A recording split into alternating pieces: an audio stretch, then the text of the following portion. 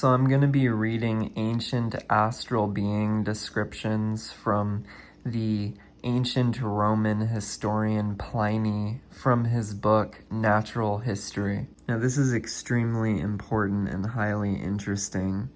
How he says a few facts about the world remain. There are also stars that suddenly come to birth in the heaven itself. Of these there are several kinds. The Greeks call them comets, in our language, long-haired stars. While they called all the peculiar moving luminous bodies in the night sky comets and portents and omens, we will see, as Pliny explains, that not all of these are actually comets. Stars also come into existence at sea and on land. This completely lets you know that when he's talking about stars being born in the beginning of this book, he's talking about them popping into existence from another dimension. You can tell because he's talking about them coming into existence at sea and on land. I have seen a radiance of star-like appearance clinging to the javelins of soldiers on sentry duty at night in front of the rampart, and on a voyage stars alight on the yards and other parts of the ship with a sound resembling a voice, hopping from perch to perch in the manner of birds. These, when they come singly, are disastrously heavy and wreck ships, and if they fall into the hold, burn them up.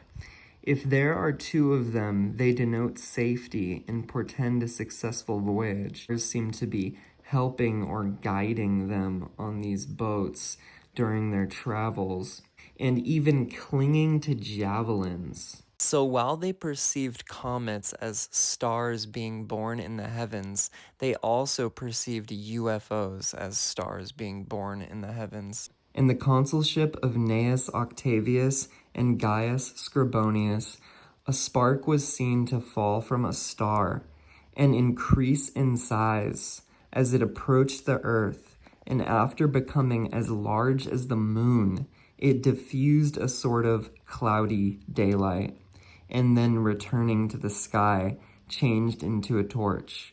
No chance was this a comet or a shooting star. It's a UFO coming out of another UFO, which we've seen reports of time and time again and footage of. So here they explain javelin stars, which quiver like a dart. So quiver literally means to go like this, right? Now, shooting stars don't go like that, okay? So what they do is they go in a straight and very still forward driving pattern. So he calls the javelin stars a very terrible portent. Portent is an ancient word for omen.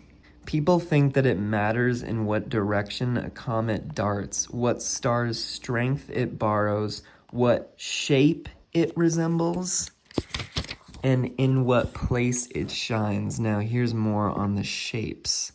That if it resembles a pair of flutes. So when was the last time you guys saw a comet that resembled a pair of flutes?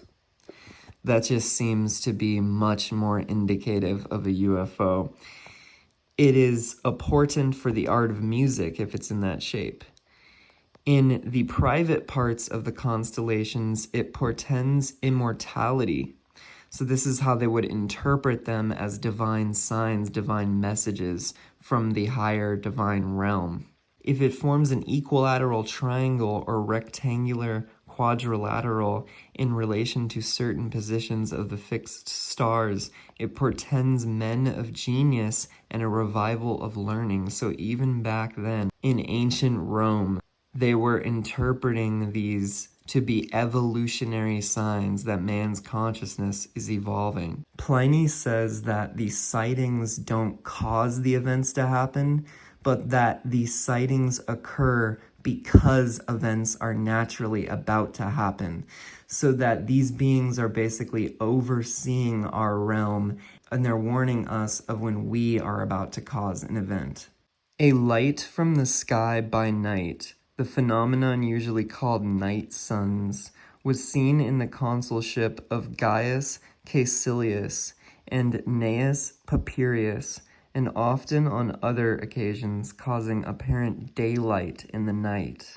In the consulship of Lucius Valerius and Gaius Marius, a burning shield scattering sparks ran across the sky at sunset from west to east. So this completely factors out a comet possibility, and the idea of it being a burning shield means that it was producing a light which looked like a reflection. The torch star, another type of astral phenomena listed, resembles glowing torches. Now, there could not be a more on-point description of one of the higher beings, and I'll show some footage now.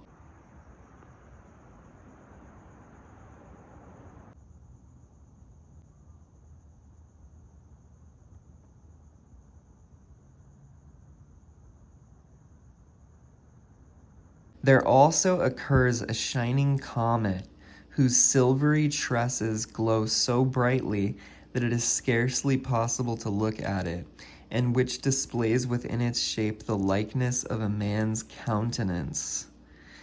So this actually seems to be similar to my sighting footage of an oval-shaped being, because saying within it the shape of the likeness of a man's countenance, that seems to be like a tall rectangle shape is what we're referring to, with maybe slightly rounded edges that would resemble a man's. Once hitherto it has happened that a mane-shaped comet changed into a spear. A terrible comet was seen by the people of Ethiopia and Egypt, to which Typhon, the king of that period, gave his name. It had a fiery appearance and was twisted like a coil. Very interestingly, this is what we see in the still images I've taken from my toroidal UFO footage. So as you can see, it coils as it turns.